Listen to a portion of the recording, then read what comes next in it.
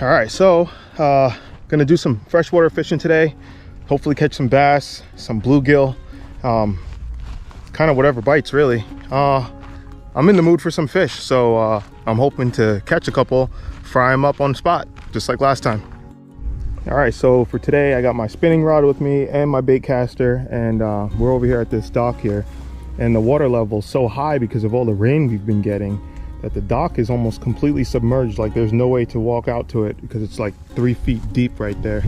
Yeah, it's pretty crazy to see the water level this high.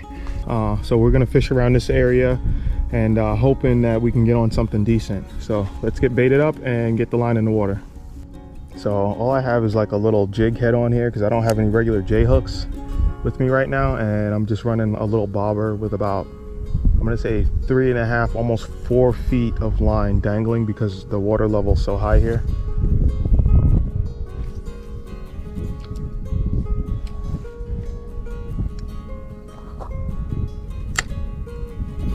It's really nice and, oh, just got hit already. There's something messing with it right now. But yeah, it's really nice and cool out right now, and it was supposed to storm earlier really bad, but so far it hasn't, so I guess I'm getting pretty lucky. Oh, we got one. He's stuck in the weeds though.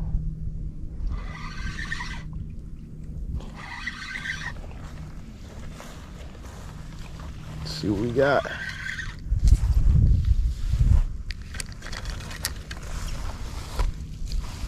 Oh, we got a little baby one.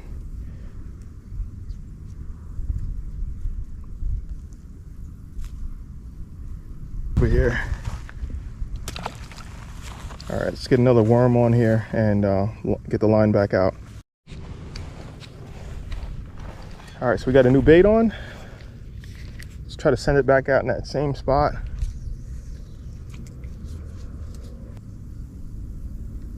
If you guys want to do fun fishing, this is absolutely the way to go. Small little J hook with a bobber or a float, as you, whatever you want to call it, and put a red worm on there and send them out.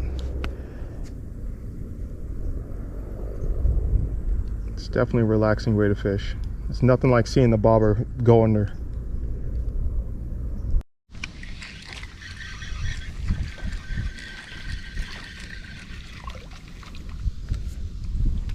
Another tiny one.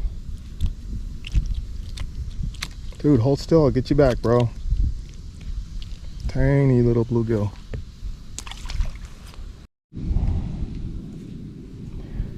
All right, so it looks like they robbed me of my last worm. So we're done fishing here for right now. I did manage to catch 2 keeper bluegill off camera here. I'm gonna show you guys. They're freaking slabs. So the 2 fish that we were able to catch today that were keepers, or worth keeping, we got this one here, and this is probably 9-10 inches maybe.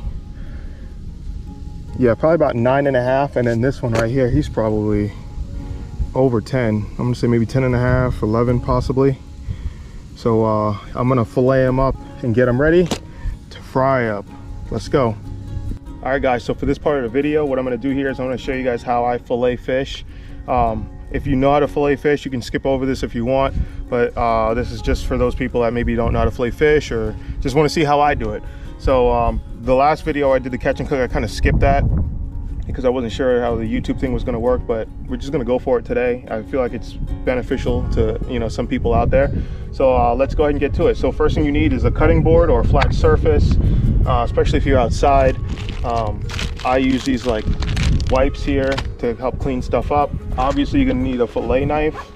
I've got this little cheapy lightweight one. I think I got this from Walmart or Dollar General, but I think it was Walmart, but it's pretty sharp and it's perfect for smaller size fish. So yeah, so that's pretty much all you need, and obviously your fish. And one more thing that you're gonna need is just some water to kind of help rinse everything off and clean stuff up. All right, so let's pull out these fish that I just caught here, and I have the fish on an ice water bottle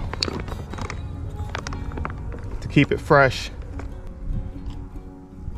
So you're gonna wanna lift up this fin. I used a knife blade for that. I just stick it under that fin, lift it up to get it out of the way. And then you're gonna wanna make a cross cut straight across here and then up over the head area here. And guys, it is really important to make sure you have a really sharp knife and that you take your time filleting the fish. Because for one, you don't wanna get cut. And second of all, if you rush, all you're gonna end up doing is butchering the fish and losing a lot of the meat.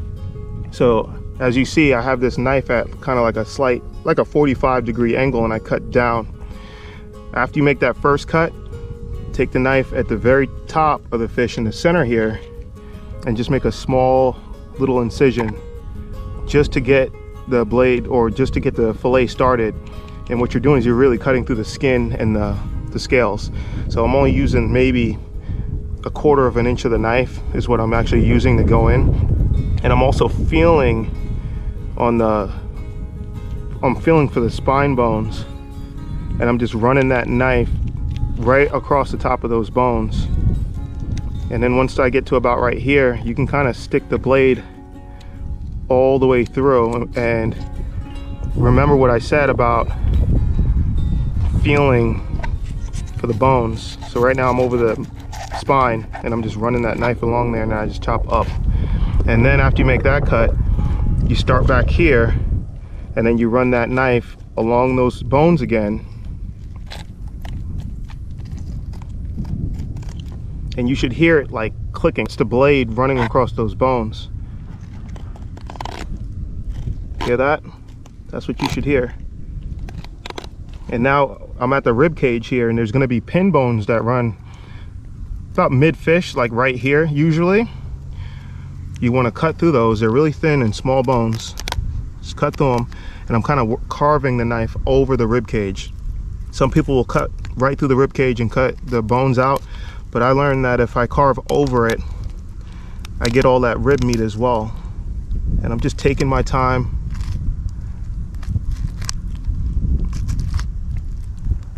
Once you get to the end of the rib cage, the bones stop, and then you have like belly meat, I guess you could say. So just run that blade along there. And obviously with bigger fish, meatier fish, you get more from that. Bluegill and sunfish and stuff like this, panfish, you don't get as much meat off of it, but you do get a little bit of something. Once you get to the bottom there, just cut along. Be careful not to cut your fingers on the other side. And then just take that knife and cut all the way through. And now you have almost a fully done fillet here. We just have to take the skin off. So I'm going to set this off to the side, flip this fish around, and do the other side. And that way you don't even cut into the stomach of the fish or anything. And now we're going to take the skin off the fish. And the way I like to do that is I just take my fingernails and I just hold it here, and I take the knife and I cut down, and then I start cutting out this way. And I'm pressing, keeping the knife flat and firm against the skin and just gliding it across. That way you can cut right along the skin. And this helps if you have a longer knife. So now the skin's off there, so you see. And now we cut where those pin bones are, because there's going to be still bones in this fish from the pin bones we cut through. And you just cut that little section out right there, and feel it for bones and stuff, and there shouldn't be any bones. So there's nothing, no bones in that. Let's go ahead and deskin the other one.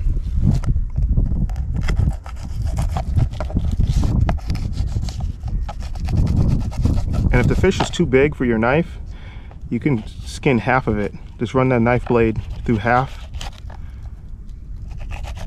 like how I'm doing here, and then lift the meat up, and then skin the other side. Run that blade along, and now you see what the skin here. There's no meat on that. And then we just take and cut where those pin bones are, once again, right in the center area. And if you feel with your finger, you'll feel them. Just cut that out. And now we have another good piece of meat here with no bones in it.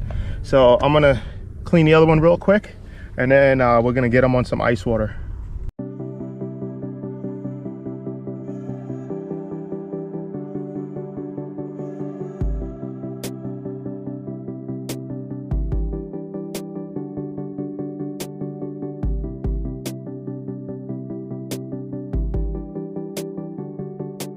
All right, so we got our fish all cleaned up, and I'm gonna put it out here on the cutting board. So what I'm gonna do now is I'm just gonna cut these up into like little nuggets. That way when we fry them up, they'll be like little fish nuggets. And they'll cook a lot quicker that way too. So I'm just gonna cube this up and put it back on ice water, and then we'll go to another location and cook it up.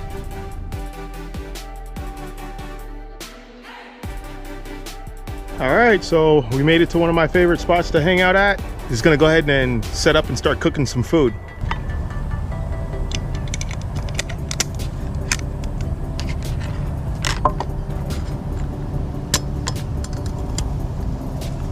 But first things first, we're gonna make some more of these hash browns. So we gotta get some water boiling real quick.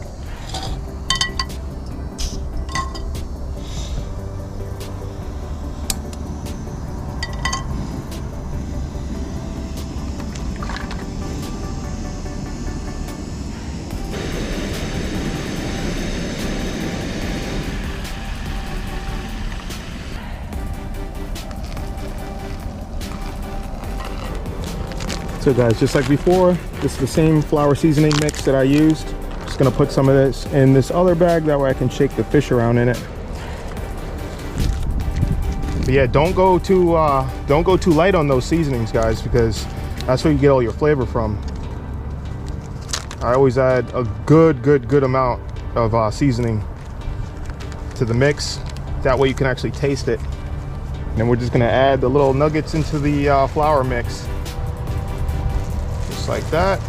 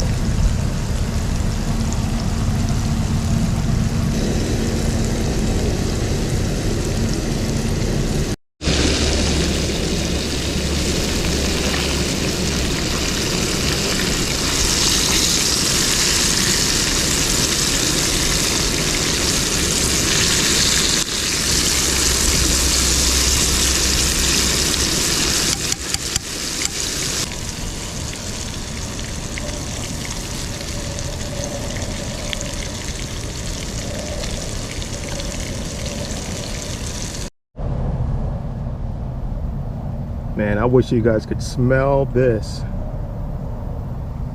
So good. Got the hash browns here. I'm just gonna combine this together and chow down. It's nice being out here. It really is. I feel like I haven't done like a hiking trip or anything like that in a while, so I got something planned, something coming up this weekend for that. But yeah, you know, went out and fished. I was craving some fish, and was able to get those 2 really big slabs. And now we got fish nuggets with hash browns. And guys, it just smells so good. Definitely try those hash browns if you haven't yet. But yeah, I'm just gonna chill here.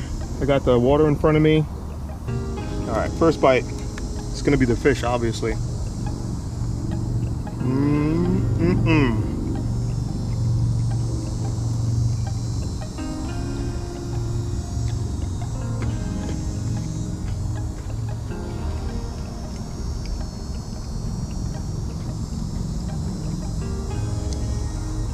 Wow.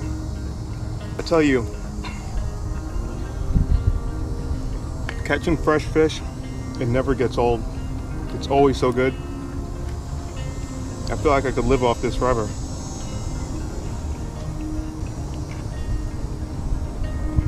Let's try some hash browns.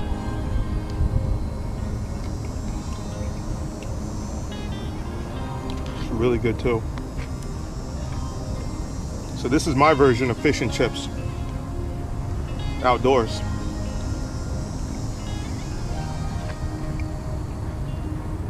So guys, on another note, you know, I mentioned before that I want to start hunting this year, and I've never been hunting before. So I'm in the process right now of doing my hunter safety course. I'm about halfway through that, and then there's a field day I have to do. But I want to hunt turkeys this year. Definitely at least start with turkeys. It's been a long time dream of mine is to air gun hunt for turkeys, and I've got the air guns. It's plenty powerful to do that, even take deer. But yeah, so I want to get out and start hunting this year. From what I understand, turkey season is in the fall. It's from November to January, so I don't have a lot of time to prepare. So I did pick up I picked up one of these here box calls so that way I can start practicing using this thing, and that way when the time comes, I'm a little bit more prepared. And it's pretty cool how this thing works, you know, like you just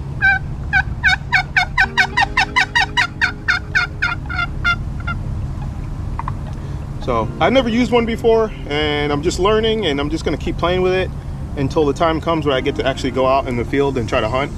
So that's that. If anybody's in the Central Florida area and you happen to have private land, or know somebody that has private land that you know you're willing to let me hunt on, it would be greatly appreciated. So you know, if you know anyone, if you can reach out to me and just let me know, that would be awesome, really awesome. But yeah, I mean, that's my plan. So even if we have to go to public land, we're gonna try to get it done this year. So I'm gonna go ahead and finish this food off and relax, guys.